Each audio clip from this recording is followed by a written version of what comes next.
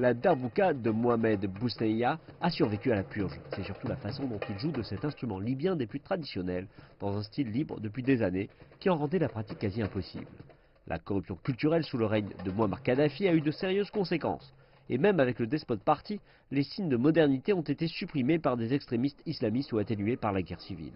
À l'exception de ce lieu autrefois caché de Benghazi, où une créativité discrète a persisté, même dans les heures les plus sombres. Aujourd'hui, au milieu d'une relative stabilité, cela refait surface. Mohamed met désormais de la musique aux peintures accrochées sur ses murs. Il a récemment participé à une exposition.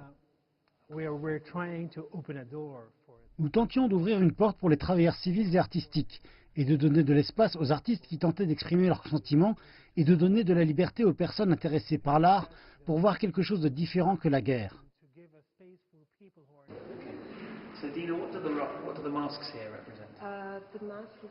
C'est pour une exposition appelée Réflexion et cela tente de montrer le concept que nous portons toutes des marques différentes chaque jour, certains mauvais, certains bons. Diana Gall s'est auto-formée en utilisant les matériaux qu'elle pouvait trouver et elle estime que son travail a le pouvoir de guérir. L'art et la musique ne sont pas une grande partie de leur vie car ils ont connu des luttes.